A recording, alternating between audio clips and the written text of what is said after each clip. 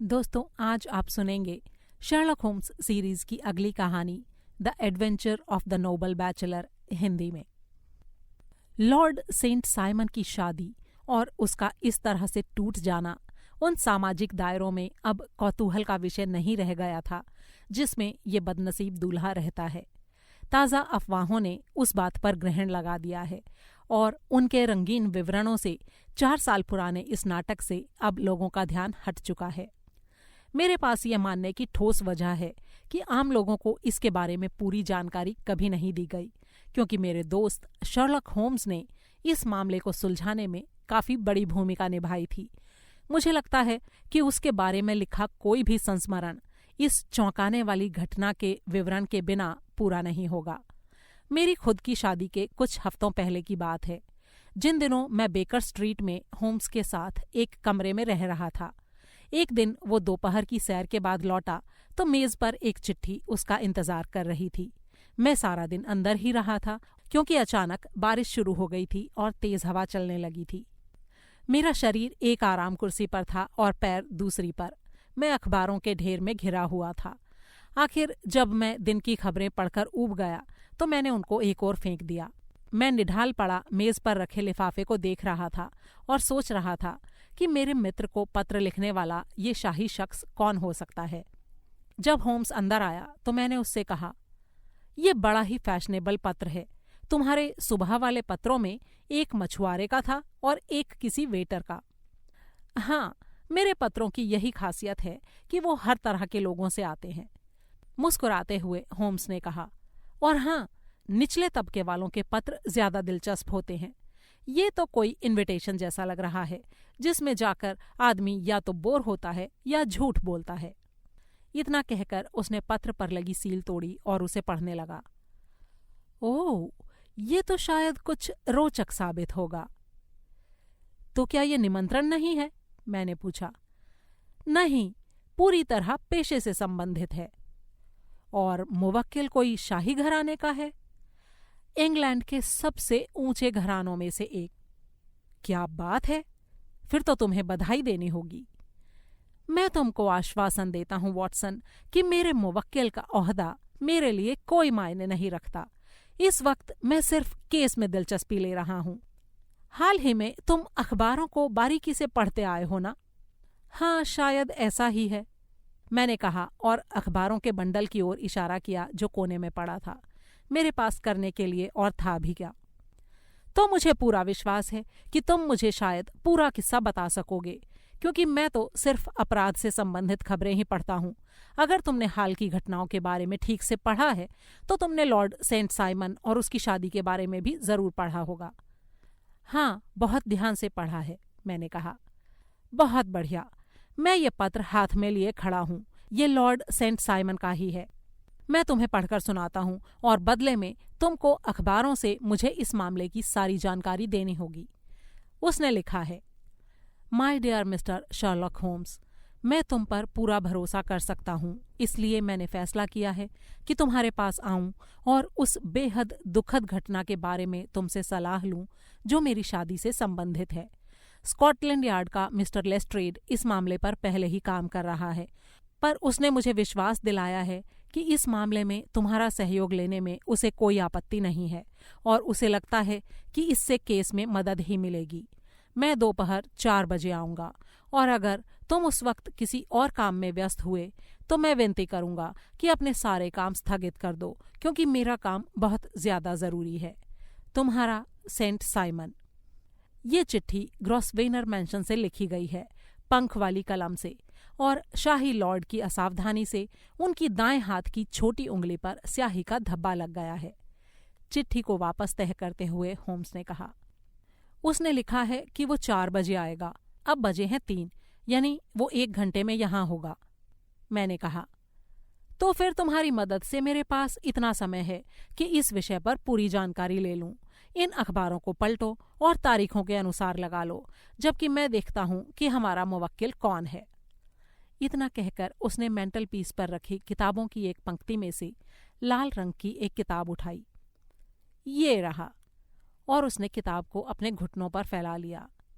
Lord Robert Walsingham de Vere Saint Simon, duke of Balmoral का दूसरा बेटा। 1846 में जन्मा, उम्र 41 साल, जो शादी के लिए काफी अधेड़ उम्र मानी जाएगी। एक पूर्व प्रशासन में कॉलोनी का अंडर सेक्रेटरी था। उसका पिता ड्यूक विदेश मंत्रालय में सेक्रेटरी था। प्लांटाजेनेट खून उनकी नसों में है और कुछ कुछ ट्यूडर भी। हाँ, पर इस सब से कोई खास जानकारी नहीं मिलती। मुझे लगता है वॉटसन कि कोई ठोस जानकारी लेने के लिए मुझे तुम्हारी मदद लेनी ही होगी। मैंने मुस्कुराते हुए कहा, मुझे जो ढूंढना है उसे ढूंढने में बहुत कम मुश्किल होगी, क्योंकि ये सारी बातें हाल ही में घटी हैं और मुझे ये मामला वैसे भी थोड़ा अलग सा लगा था, लेकिन मैं तुम्हें बताने में हिचक रहा था क्योंकि मैं जानता था कि तुम्हारे हाथ में पहले से ही एक केस है और एक केस में लगे होने पर तुम दूसरी और कोई बात सुनना पसंद नहीं करते। ओह, तुम्हारा मतलब वो ग्रॉसवेनर स्क्वायर की फर्नीचर वैन से संबंधित छोटा सा केस? वो तो सुलझ गया है। पहले दिन से ही उसमें सब कुछ साफ था। तुम मुझे अखबारों की जानकारी सुनाओ। ये रहा वो पहला नोटिस जो मुझे मिल पाया है। ये मॉर्निंग पोस्ट के व्यक्तिगत कॉलम में है और कुछ हफ्तों पहले छपा था। इसमें लिखा था, एक शादी तय हुई है और अगर बात सही है तो बहुत जल्दी lord Saint Simon, duke of Balmoral का दूसरा बेटा, और मिस हैटी डोरन, एलोयशियस डोरन की इकलौती बेटी की शादी तय हुई है, जो अगर अफवाहों की माने तो बहुत जल्दी ही संपन्न हो जाएगी।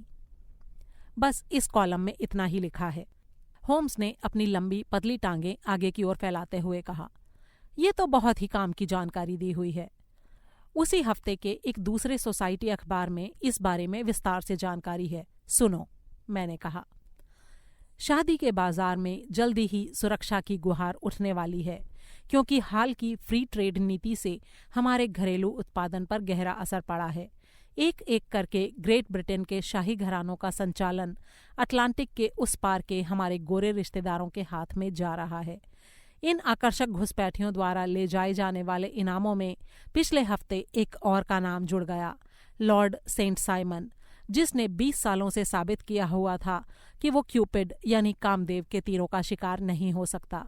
आज खुलेआम ऐलान कर दिया गया है कि वो जल्दी ही मिस हैटी डोरन से शादी रचाने वाला है, जो कैलिफोर्निया के एक लखपति की बेटी है।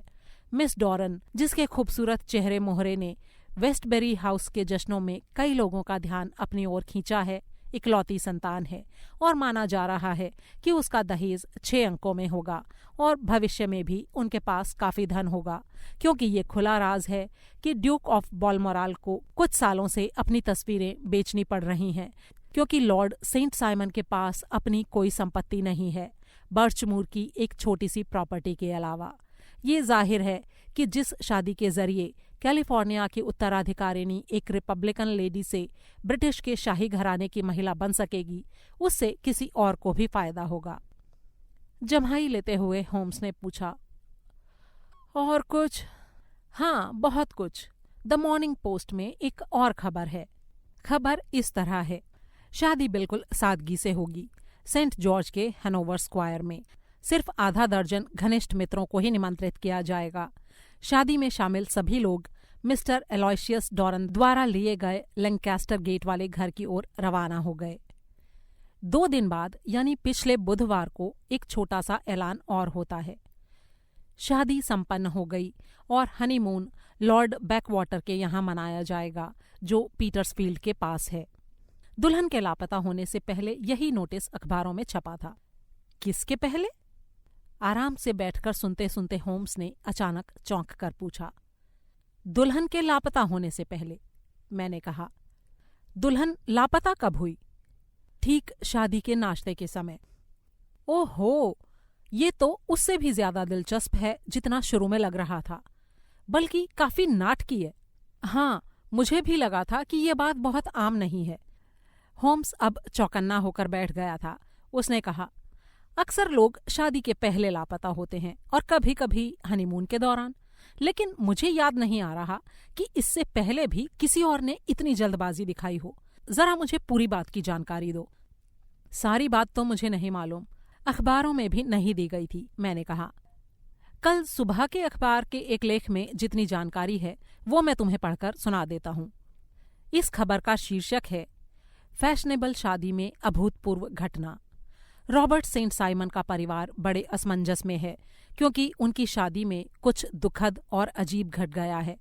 शादी का समारोह कल हुआ था, लेकिन कल से जो अफवाहें उड़ रही थीं वे अब सच्ची साबित हो गई हैं।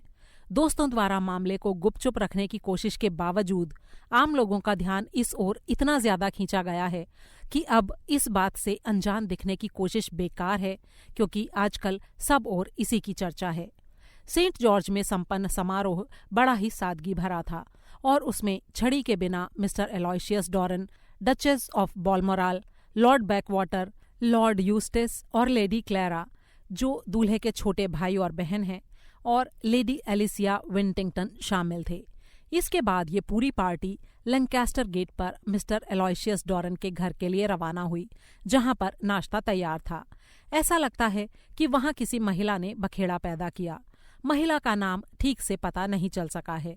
उसने शादी के बीच में घुसने की कोशिश की और दावा किया कि उसका लॉर्ड सेंट साइमन से रिश्ता है। बहुत ही कष्टप्रद और लंबे बखेड़े के बाद बटलर और फुटमैन ने उसे बाहर निकाल दिया। दुल्हन पहले ही घर में प्रवेश कर चुकी थी और इस अप्रिय घटना को उसने नहीं देखा था।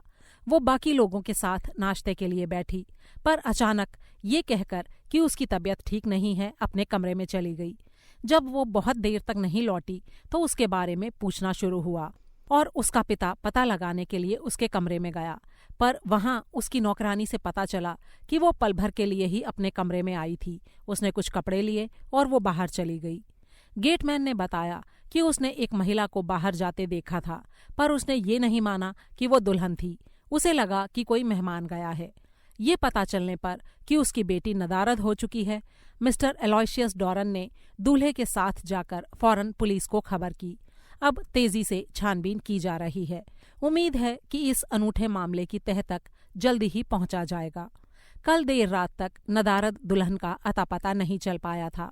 इस मामले में अफवाह है कि कोई घृणित कार्य हो गया है और कहा जाता है कि पुलिस ने उस महिला को गिरफ्तार कर लिया है जिसने हंगामा किया था, क्योंकि पुलिस का मानना है कि ईर्ष्या या किसी और वजह से दुल्हन के गायब होने में उसका हाथ हो सकता है। बस इतना ही लिखा है? होम्स ने पूछा। एक दूसरे अखबार में एक और खबर छपी थी, शायद उससे भी कोई सुराग मिले। बताओ वो क्या है? ये खबर इस तरह है, मिस फ्लोरा मिलर, जिसने हंगामा किया था, गिरफ्तार हो गई है। ऐसा समझा जा रहा है कि वो एलेग्रो नाम की एक पब में नाचती थी और दूल्हे को कई सालों से जानती थी। इस बारे में कोई और जानकारी नहीं मिल सकी है। ये तो बड़ा ही दिलचस्प केस लग रहा है। और लो, दरवाजे की घंटी भी बज गई। इसमें कोई शक नहीं कि ये हमारे शाही मुवक्किल ही होंगे। इस समय जाने के बारे में सोचना भी मत वॉटसन, क्योंकि मैं चाहता हूं कि कोई गवाह यहाँ मौजूद रहे जो मेरी बात को सच बता सके। तभी हमारे नौकर ने अंदर दाखिल होकर घोषणा की, लॉर्ड रॉबर्ट सेंट साइमन आए हैं। उसके पीछे एक सज्जन अंदर दाखिल हुए, जिनका चेहरा मोहक और संभ्रांत दिख रहा था।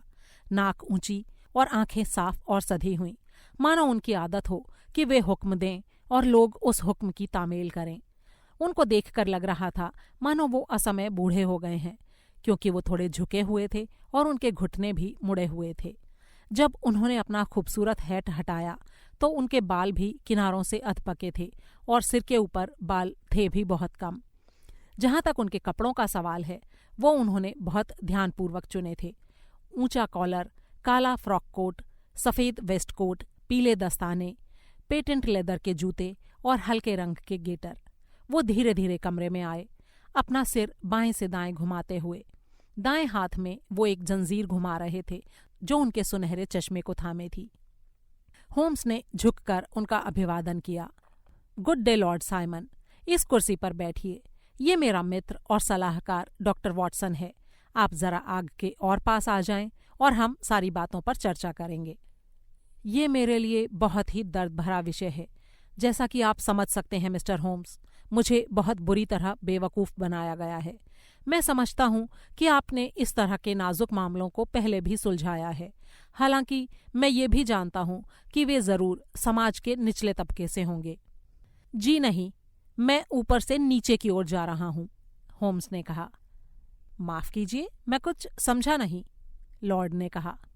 इस तरह के केस के मेरे पिछले मुवक्किल एक राजा थे। ओह, मुझे इस बात का अंदाजा नहीं था। और वो कहाँ के राजा थे? लॉर्ड ने पूछा। स्कैंडिनेविया के राजा। क्या उनकी भी बीवी खो गई थी? आप समझ सकते हैं, मैं अपने दूसरे मुवक्किलों के मामलों को उतना ही गोपनीय रखता हूं जितना कि आपके मसले को रखने का वादा करता हूं, होम्स ने कहा। बिल्कुल ठीक कह रहे हैं आप। मैं माफ़ी चाहता हूं। जहां तक मेरा अपना मसला है, मैं आपको वो सारी जानकारी देने के लिए तैयार हूं जो आपको कोई राय बनाने में मदद करेगी। जी धन्यवाद। जो कुछ अखबारों में छपा है मैंने पढ़ लिया है। उससे ज्यादा मैं कुछ नहीं जानता। मैं मानकर चल रहा हूं कि वो सब पूरी तरह सही है। ये लेख कि दुल्हन कैसे गायब हुई। लॉर्ड सेंट साइमन ने उस पर नजर दौड़ाई। हाँ, इसमें जो कुछ भी है वो पूरी तरह सही है, लेकिन इसमें कई और बातें हैं जो मुझे जाननी चाहिए, और तभी मैं किसी बात का फैसला कर सकूंगा। क्या मैं उम्मीद कर सकता हूं कि ये सारी जानकारी आप ठीक ठीक मुझे देंगे? जी बिल्कुल। तो बताइए, आप मिस हैटी डॉरन से पहली बार कब मिले थे? 1 साल पहले सैन फ्रांसिस्को में। क्या आप उस समय अमेरिका की यात्रा पर थे? जी हाँ। तब आपकी सगाई हुई थी? जी नहीं। लेकिन आप दोनों में दोस्ती थी? जी हाँ, मुझे उसका साथ अच्छा लगता था और वो भी जानती थी कि मुझे उसके साथ वक्त बिताना पसंद है। क्या उसके पिता बहुत अमीर हैं? वो अटलांटिक के आसपास के इलाके के सबसे बड़े रईस हैं। और ये पैसा उन्होंने कैसे कमाया? जी, खदानों से। कुछ साल पहले तक उनके पास कुछ भी नहीं था, फिर ये खान उनके हाथ लगी। उन्होंने उसमें पैसा लगाया और जल्दी ही पैसे के मामले में दिन दूनी रात चौगुनी तरक्की की। ठीक है, अब आप मुझे उस युवती यानी अपनी पत्नी के चरित्र के बारे में कुछ बताइए। लॉर्ड ने अपना चश्मा और भी जोर से घुमाया और आग की ओर टकटकी बांधकर देखने लगे। फिर बोले, देखिए मिस्टर होम्स, मेरी पत्नी 20 साल की थी जब उसके पिता के हाथ पैसा लगा था।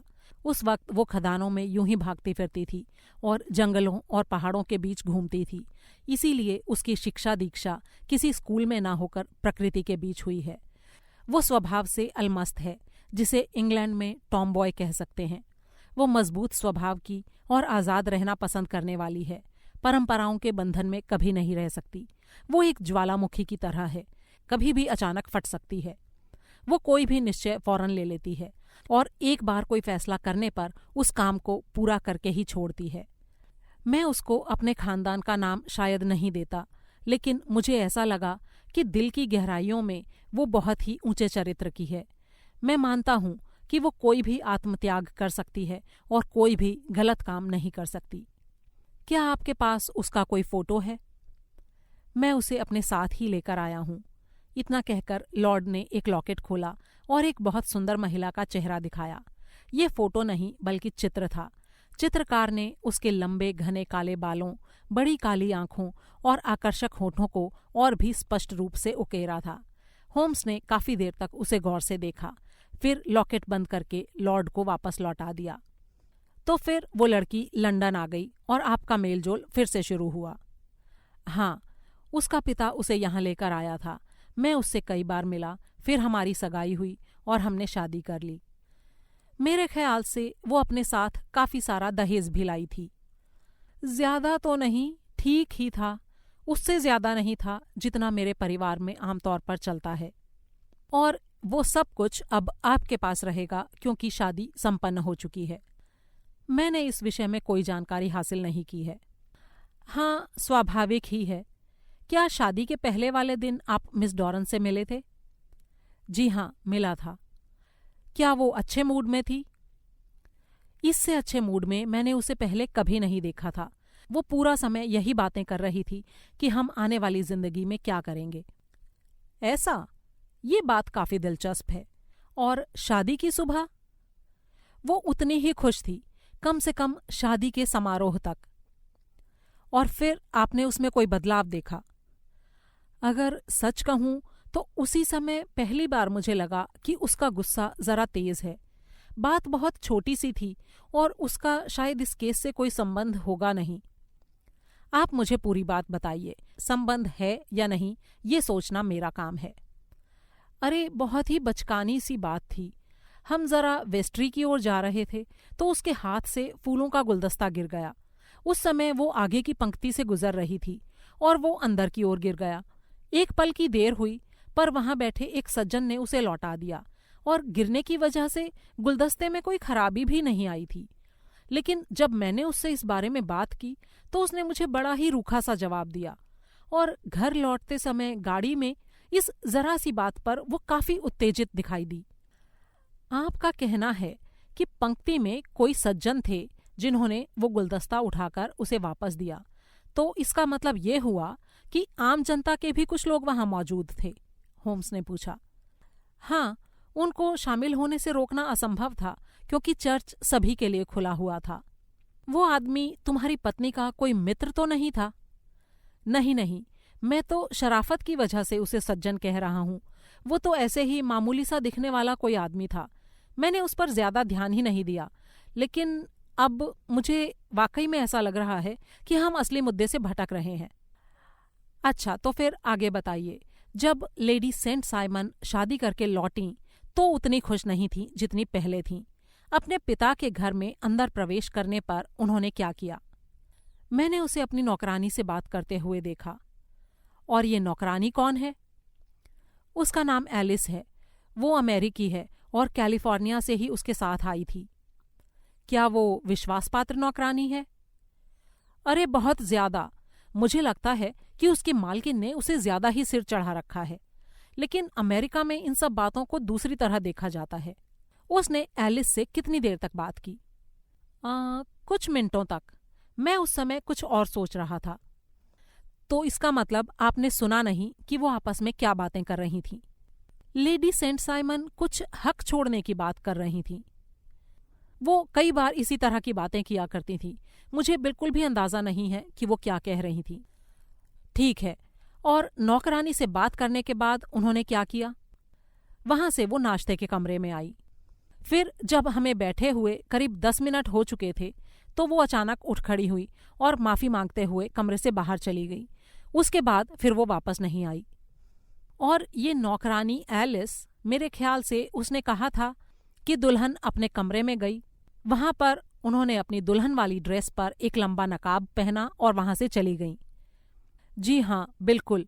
और उसके बाद हाइड पार्क में उसे फ्लोरा मिलर के साथ घूमते देखा गया, जो अब हिरासत में है और जिसने मिस्टर डॉरन के घर पर उसी सुबह हंगामा खड़ा किया था। जी हाँ, मुझे उसी युवती के बारे में जानकारी चाहिए और उसके साथ आपके संबंधों के बारे में भी। लॉर्ड ने कंधे उचकाए और अपना माथा सिकोड़ा। फिर बोला, हम कुछ सालों से दोस्त बने हुए थे, बल्कि कहा जाए तो दोस्त से भी ज्यादा। वो एलेग्रो में आया करती थी। मैंने उसके साथ कभी कोई बुरा सलूक नहीं किया और उसके पास मेरे खिलाफ शिकायत करने की कोई वजह भी नहीं है। लेकिन आप जानते हैं कि औरतें कैसी होती हैं। फ्लोरा बहुत ही प्यारी सी है, लेकिन बहुत गर्म मिजाज है और वो मुझसे बहुत प्यार करती थी। जब उसने सुना कि मेरी शादी होने वाली है तो उसने मुझे गंदी गंदी चिट्ठियां लिखनी शुरू कर दी। सच कहूं तो मेरी इतनी चुपचाप शादी रचाने की वजह यही थी कि मुझे डर था कि कहीं वो चर्च में हंगामा ना खड़ा कर दे। वो चर्च में तो नहीं, लेकिन मिस्टर डॉरन के दरवाजे पर आ गई। हमारे लौटते ही उसने जबरदस्ती अंदर घुसने की कोशिश की और मेरी पत्नी को गालियां देने लगी और उसे धमकी भी दी। लेकिन मुझे पहले से ही अंदेशा था कि वो ऐसा कुछ कर सकती है और इसीलिए मैंने 2 पुलिस वालों को वहां सादे वेश में तैनात कर रखा था। उन्होंने धक्का मारकर उसे वहां से बाहर निकाल दिया। जब उसने देखा कि शोर मचाने का कोई फायदा नहीं है तो वो शांत हो गई। क्या आपकी पत्नी ने ये सब कुछ सुना था? नहीं, शुक्र है कि उसने कुछ नहीं सुना। वो पहले ही अंदर जा चुकी थी और बाद में वो इसी महिला के साथ घूमती देखी गई। हाँ, स्कॉटलैंड यार्ड का इंस्पेक्टर लेस्ट्रेड इस बात को बहुत ही गंभीर मान रहा है। ये समझा जा रहा है कि फ्लोरा ने चालाकी से मेरी पत्नी को बाहर बुलाया और वहां उसके लिए कोई खतरनाक जाल बिछा दिया। हाँ, ये संभव तो हो सकता है, होम्स ने कहा। क्या आपको भी यही लगता है? मैं ये नहीं कह रहा कि मैं इस अंदाज को सही मानता हूं। दरअसल मुझे नहीं लगता कि फ्लोरा एक मक्खी को भी मार सकती है, लॉर्ड ने कहा। जलन के मारे लोगों की सोच बदल जाती है। अच्छा ये बताइए, आपको क्या लगता है कि क्या हुआ होगा? अब क्या बताऊं, मैं तो कुछ जानकारी लेने आया था, देने नहीं। मैंने आपको सारी बातें बता दी हैं, पर अब क्योंकि आप पूछ रहे हैं तो मैं कह सकता हूँ कि इस हलचल से और इस एहसास से कि वो समाज में कितने पायदान ऊपर उठ गई है, शायद मेरी पत्नी कुछ घबरा सी गई। आपका मतलब है कि वो अचानक बौराकर पागल सी हो गई? लॉर्ड ने माथे पर बल डालते हुए कहा। अब जब मैं सारी बातों पर सोचता हूँ कि उसने मुझसे ऐसे मुंह मोड़ लिया है, तो मुझे कुछ ऐसा ही लगता है। जिस सब को पाने के लिए कितनी औरतें तड़पती रही हैं, उसको पाने के बाद अगर कोई ऐसा व्यवहार करे तो शायद यही कहा जा सकता है कि वो पागल हो गई है। होम्स ने मुस्कुराते हुए कहा, हाँ, ये बात भी सोची जा सकती है। और अब लॉर्ड सेंट साइमन, मुझे लगता है कि मुझे सारी जानकारी मिल गई है। क्या मैं पूछ सकता हूँ कि नाश्ते के समय क्या आप लोग ऐसे बैठे थे कि खिड़की के बाहर देख सकें? जी हाँ, हम सड़क के दूसरी ओर पार्क को देख पा रहे थे। ठीक है, फिर मैं नहीं समझता कि मुझे और देर तक आपको यहाँ रोके रखना चाहिए। मैं आपसे जल्दी ही फिर संपर्क करूंगा। हमारे मेहमान ने उठते हुए कहा, मुझे उम्मीद है कि आप ये केस सुलझा लेंगे। जी, मैं इसे सुलझा चुका हूं, होम्स ने कहा। क्या कहा? जी, मैं कह रहा हूं कि मैं इस केस को सुलझा चुका हूं। तो फिर मेरी पत्नी कहाँ है? ये खुलासा मैं जल्दी ही करूंगा। लॉर्ड सेंट साइमन ने सिर हिलाया और अभिवादन करके वहां से चला गया। मैं होम्स की बात सुनकर बुरी तरह हैरान था और उससे कुछ पूछने वाला ही था कि तभी इंस्पेक्टर लेस्ट्रेड कमरे में दाखिल हुआ। होम्स ने उसे देखकर बड़े ही जोश से कहा, आओ लेस्ट्रेड, तुम्हें साइड बोर्ड पर एक गिलास मिलेगा और डिब्बे में सिगार भी है। उसने बाकायदा अपनी वर्दी पहन रखी थी और उसके हाथ में एक काले रंग का बैग था। एक छोटे से अभिवादन के बाद वो बैठ गया और सिगार पीने लगा। क्या बात है, तुम कुछ असंतुष्ट लग रहे हो? होम्स ने चमकती आंखों से उससे पूछा। हाँ, मैं असंतुष्ट ही हूँ। इस सेंट साइमन केस ने मेरी जान ले रखी है।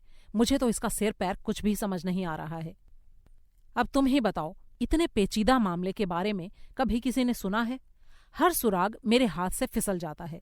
मैं सुबह से इसी काम पर लगा हूं और इसीलिए शायद तुम काफी भीग गए हो। होम्स ने उसकी जैकेट पर हाथ रखते हुए कहा। हाँ, मैं नदी पर गया था। वो किस लिए? लेडी सेंट साइमन की लाश की तलाश में। उसकी बात सुनकर होम्स बुरी तरह हंस पड़ा और बोला, मुझे नहीं लगता कि उनके मरने की कोई संभावना है। उसके हंसने से लेस्ट्रेड बुरी तरह चिढ़ गया और बोला, अच्छा, तो फिर क्या तुम ये बता सकते हो कि इन सब बातों का क्या मतलब है? इतना कहते कहते उसने अपना बैग खोला और उसमें से एक रेशमी शादी का जोड़ा, सफेद साटिन के जूते, दुल्हन का गुलदस्ता और नकाब निकलकर फर्श पर गिर पड़े। ये सारा सामान गीला और बदरंग हो चुका था। उस ढेर के ऊपर एक नई शादी की अंगूठी रखते हुए लेस्ट्रेड बोला, अब बोलो, अब क्या कहते हो? ये सारा सामान तुम्हें कहाँ मिला? होम्स ने पूछा।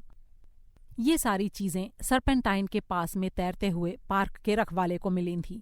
इनकी पहचान कर ली गई है कि ये उसी के कपड़े हैं और मुझे लगता है कि अगर कपड़े और ये सारा सामान वहां था तो लाश भी कहीं आसपास ही होगी। और इन सब चीजों को देखकर तुम किस नतीजे पर पहुंचे हो? होम्स ने पूछा। ये तो तय है कि उसकी मौत हो चुकी है। बस अब मैं यही चाहता हूं कि कोई ऐसा सबूत मिल जाए जिससे हम फ्लोरा मिलर को दोषी साबित कर सकें। मुझे लग रहा है कि ऐसा करना मुश्किल होगा, होम्स ने कहा। ऐसा क्यों लग रहा है तुम्हें? लेस्ट्रेड ने कड़वाहट से कहा। मुझे डर है होम्स कि तुम्हारी सोच प्रैक्टिकल नहीं है। तुमने 2 मिनटों में 2 गलतियां कर दी हैं। इस ड्रेस से सीधे सीधे मिस फ्लोरा मिलर गुनहगार साबित होती हैं। वो कैसे भला? होम्स ने बड़े ही दिलचस्प स्वर में पूछा। इस ड्रेस में एक जेब है, जेब में एक कार्ड केस है, कार्ड केस में एक नोट है और वो नोट ये रहा। उसने अपने सामने पड़ी मेज पर वो नोट फेंक दिया। जरा पढ़ो इसमें क्या लिखा है। जब सब तैयारी हो जाएगी तब तुम मुझे देखोगी, फौरन चली आना, FHM। अभी तक मैं ये मानता आया हूं कि लेडी सेंट साइमन को फ्लोरा मिलर फुसलाकर अपने साथ ले गई और वही अपने साथियों के साथ उसके गायब होने के लिए जिम्मेदार है। यहाँ पर उसके नाम के पहले अक्षर हैं और यही वो नोट है जो दरवाजे पर चुपचाप उसकी मुट्ठी में रख दिया गया और जिसके बहकावे में आकर वो उनके चंगुल में जा फंसी। होम्स ने हंसते हुए कहा, बहुत बढ़िया लेस्ट्रेड, तुम वाकई बहुत ही होशियार हो, जरा मुझे देखने दो। उसने बेफिक्री से वो कागज उठाया, लेकिन उसका ध्यान तुरंत ही कहीं और चला गया।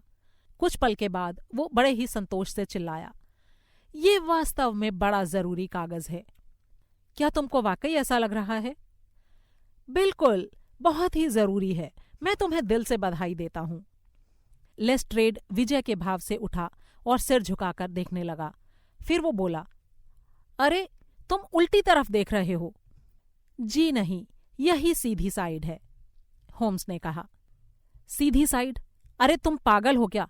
यहां पर पेंसिल से लिखा हुआ ये नोट इस तरफ है और इसके दूसरी तरफ ये रहा होटल के बिल का एक हिस्सा, जिसमें मुझे बहुत ही दिलचस्पी हो रही है। इसमें कुछ नहीं है, मैं इसे पहले भी देख चुका हूं, लेस्ट्रेड ने कहा। अक्टूबर 4, 8 शिलिंग का कमरा, नाश्ता 2 शिलिंग 6 पेंस, 1 शिलिंग का कॉकटेल, लंच 2 शिलिंग 6 पेंस, शेरी का ग्लास 8 पेंस। मुझे तो इसमें कहीं कुछ भी गड़बड़ नजर नहीं आ रही है। ये हो सकता है कि तुमको नजर न आए, फिर भी ये बड़े ही काम का है। जहां तक नोट का सवाल है, वो भी काम का है। कम से कम यहाँ लिखे नाम के पहले अक्षर तो हैं ही, इसलिए मैं फिर से तुमको बधाई देता हूँ। मैंने तुम्हारा बहुत ही समय बर्बाद कर दिया, लेस्ट्रेड ने चिढ़कर उठते हुए कहा। मैं कड़ी मेहनत में विश्वास करता हूँ, आग के किनारे बैठकर सोचते रहने में नहीं। चलता हूँ और देखते हैं कि कौन मामले की तह तक पहले पहुंचता है। उसने सारे कपड़े उठाए, उनको बैग में डाला और दरवाजे की ओर बढ़ गया। होम्स ने धीरे से कहा, मैं तुम्हें एक सुराग देता हूं लेस्ट्रेड। मैं तुम्हें इस केस का असली हल बताता हूं। लेडी सेंट साइमन जैसी कोई थी ही नहीं, ये सिर्फ कल्पना है। लेस्ट्रेड ने अफसोस भरी नजरों से मेरे मित्र को देखा, फिर मेरी ओर मुड़ा, 3 बार अपना माथा ठोंका, गंभीरता से सिर हिलाया और जल्दी से चला गया। उसने अपने पीछे दरवाजा बंद किया ही था कि होम्स कूदकर उठा और उसने अपना ओवरकोट पहना। फिर बोला, ये बंदा ठीक ही कह रहा था कि बाहर निकलकर काम करना चाहिए। इसीलिए मैं सोच रहा हूं वॉटसन कि मैं तुम्हें थोड़ी देर अखबार पढ़ने दूं और खुद थोड़ा काम धाम करूं। जब शर्लॉक बाहर निकला उस वक्त करीब 5 बजे थे। 1 घंटे के भीतर ही एक आदमी एक बहुत बड़ा चपटा डिब्बा लिए आया और उसने अपने साथ आए एक लड़के की सहायता से उसे खाली किया। मुझे ये देखकर बहुत ही हैरानी हुई कि वे दोनों हमारी छोटी सी मेज पर खाना सजा रहे थे। वहां पर 2 वुडकॉक, 1 तीतर, 1 पाई और कई पुरानी और धूल भरी बोतलें थीं।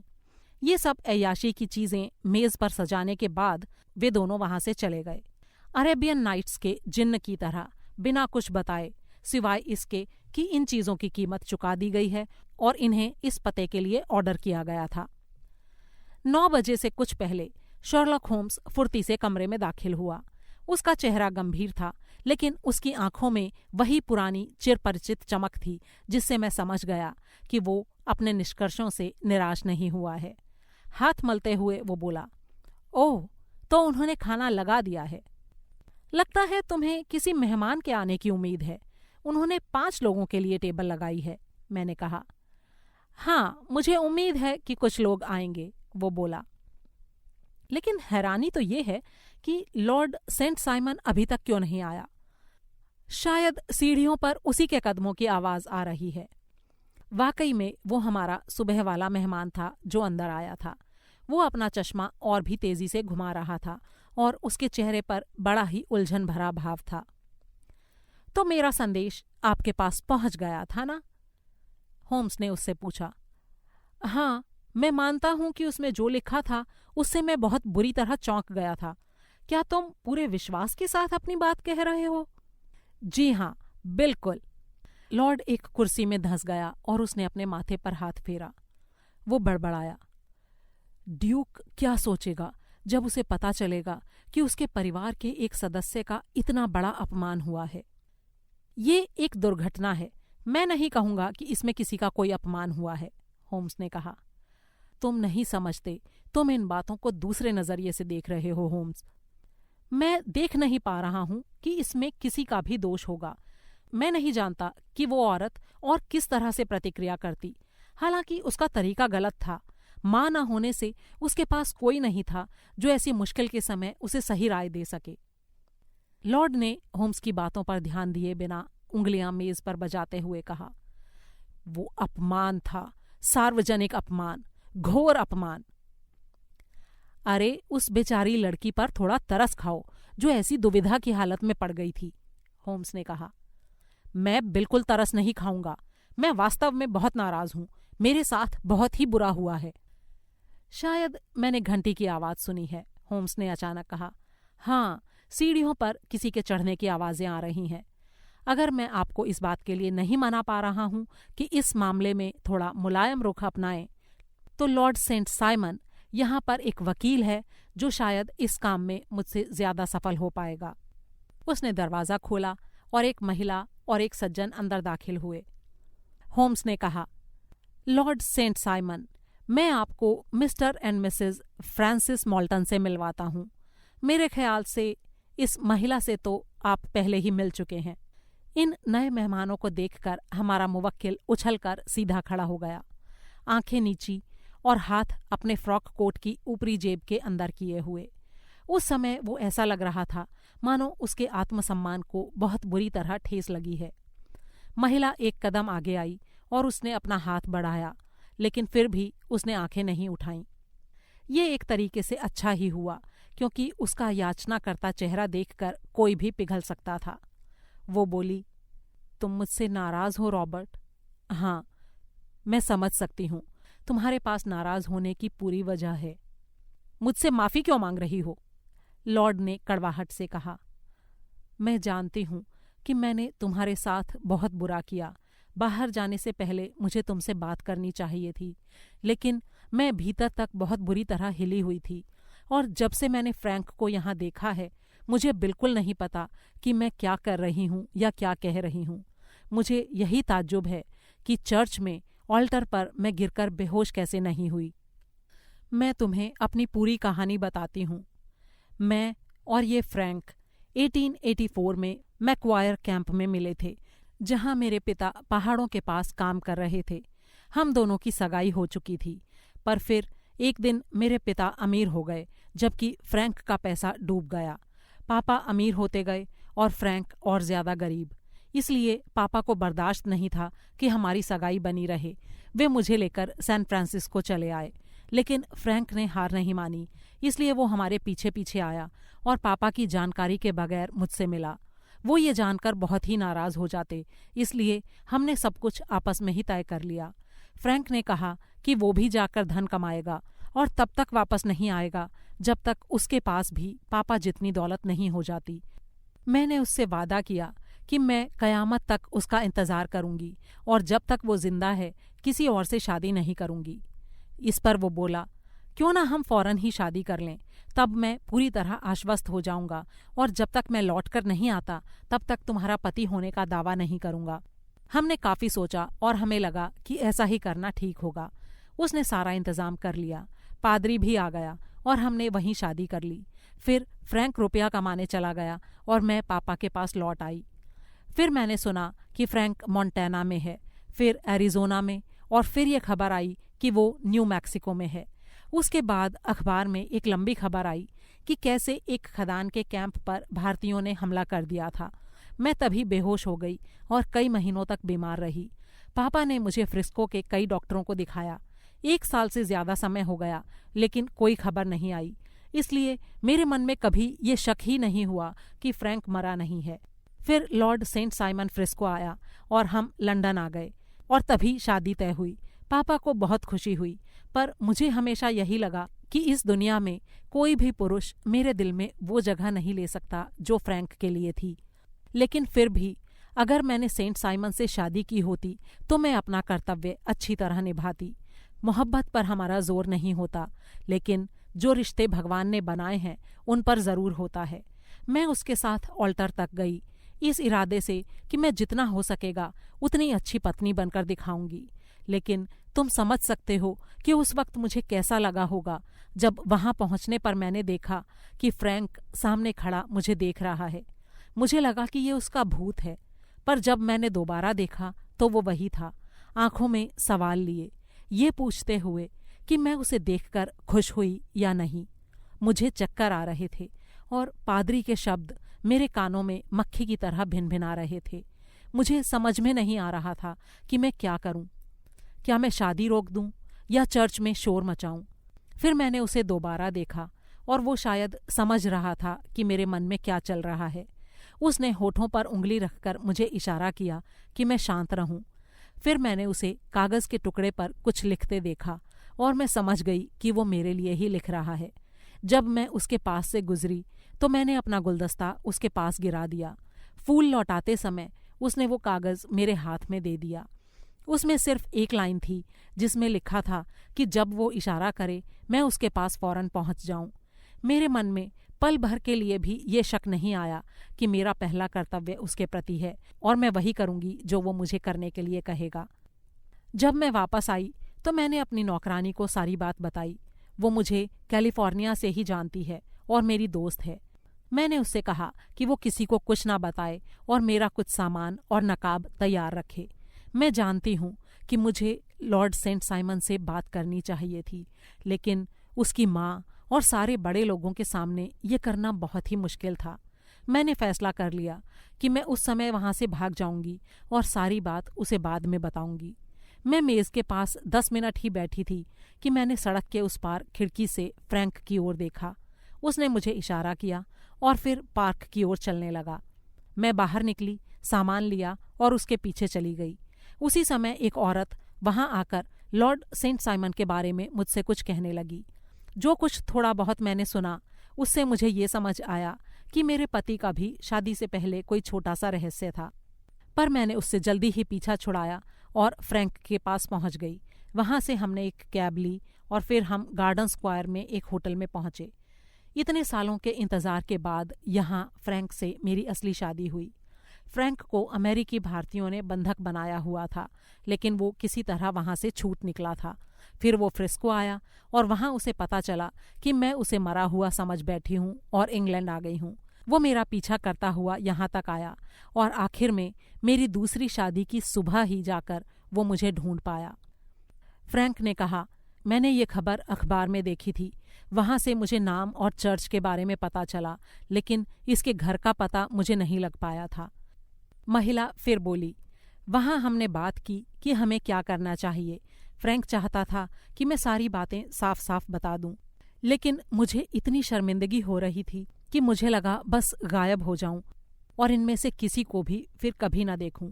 बस पापा को एक लाइन लिख दूंगी कि मैं जिंदा हूं।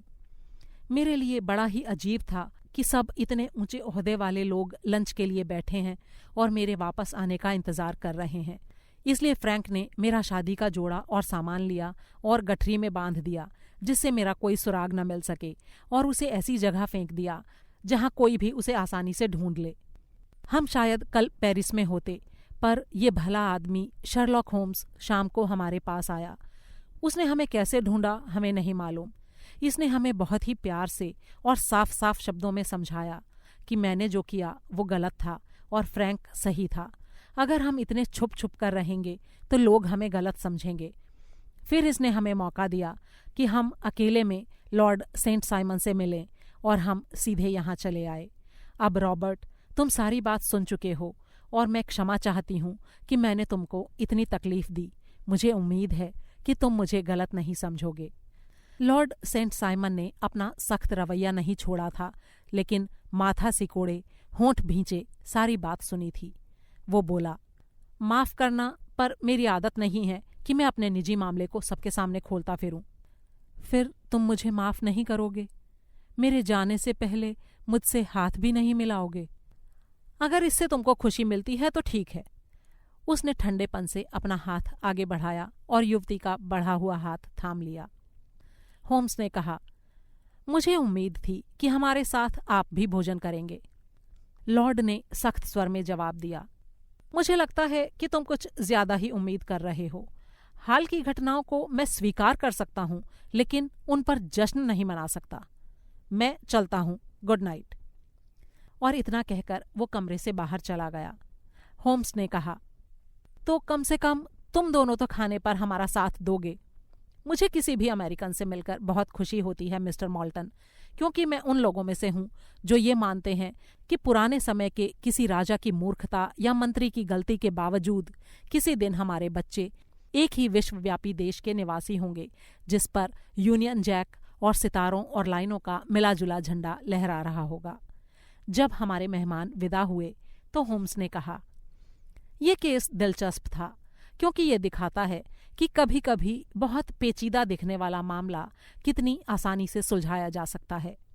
इस महिला ने जो घटनाक्रम सुनाया उससे ज्यादा स्वाभाविक और कुछ भी हो ही नहीं सकता था, और लेस्ट्रेड ने जो तर्क दिए थे उनसे ज्यादा अजीब और कुछ नहीं हो सकता था। तो तुमने भी शुरू में गलत नहीं सोचा था? मैंने उससे पूछा। शुरू से ही मेरे सामने दो बातें एकदम साफ थीं। पहली ये कि लड़की शादी के लिए तैयार थी, और दूसरी बात, घर लौटने के कुछ मिनटों के भीतर ही उसे पछतावा होने लगा। इसका मतलब सुबह कुछ ऐसा हुआ जिससे उसका मन बदल गया। ये क्या हुआ होगा?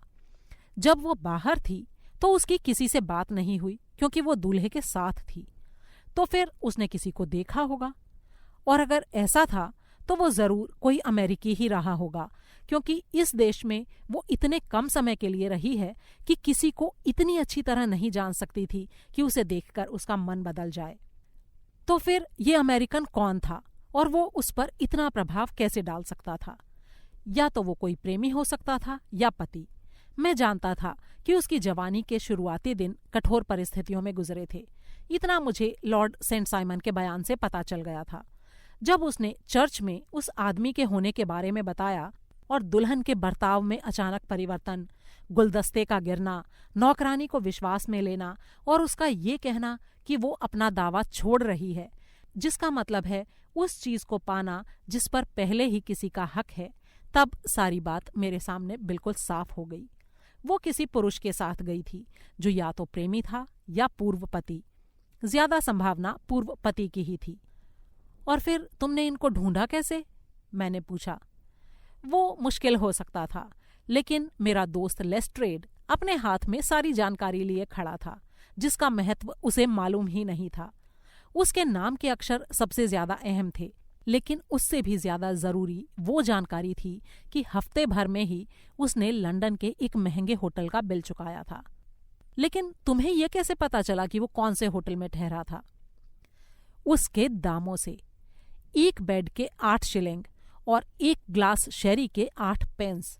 इसी से मैंने अनुमान लगाया कि ये यहाँ के सबसे महंगे होटलों में से एक है।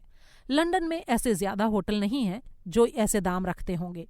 नॉर्थम्बरलैंड एवेन्यू में जब मैं दूसरे होटल में गया तो वहां का रजिस्टर देखकर मैंने जाना कि फ्रांसिस मॉल्टन नाम का एक अमेरिकी आदमी एक दिन पहले ही वहां से गया था, और उसके नाम के आगे लिखे बिलों में मुझे वही लिस्ट दिखी जो मैंने लेस्ट्रेड के पास देखी थी। होटल से मुझे पता चला कि उसके पत्रों को 226 गार्डन स्क्वायर भेजा जाना था, इसलिए मैं वहां गया और ये लोग मुझे घर पर ही मिल गए। मैंने उन दोनों को एक बड़े भाई की तरह सलाह दी और उन्हें समझाया कि हर तरीके से यही अच्छा होगा कि वो अपनी बात सबके सामने रखें, आम जनता के सामने भी और लॉर्ड सेंट साइमन के सामने तो खास करके। मैंने उनसे मिलने के लिए लॉर्ड सेंट साइमन को यहाँ बुलाया, और तुमने देखा ही कि वो आया भी। हाँ, आया तो, लेकिन कोई खास नतीजा नहीं निकला, मैंने कहा। देखो वॉटसन, शायद तुम भी बहुत शराफत से पेश नहीं आते अगर प्रेम करके शादी रचाने के बाद तुम एक ही पल में पत्नी और उसके साथ मिलने वाली सारी दौलत दोनों को गंवा देते। मुझे लगता है कि हमें लॉर्ड सेंट साइमन के साथ सहानुभूति रखनी चाहिए और इस बात पर खुश होना चाहिए कि हम कभी भी ऐसी स्थिति में नहीं पड़ेंगे। अब अपनी कुर्सी पास में ले आओ और मेरा वायलिन मुझे दे दो, क्योंकि अब हमें एक ही समस्या सुलझानी है, और वो ये कि ये बदरंग शाम कैसे बिताएं। दोस्तों, ये कहानी आपको कैसी लगी इसके बारे में अपनी राय मेरे साथ शेयर करना ना भूलें। चैनल को सब्सक्राइब करें और वीडियो को लाइक और शेयर करना तो बिल्कुल ना भूलें। जल्दी ही फिर मुलाकात होगी। अलविदा।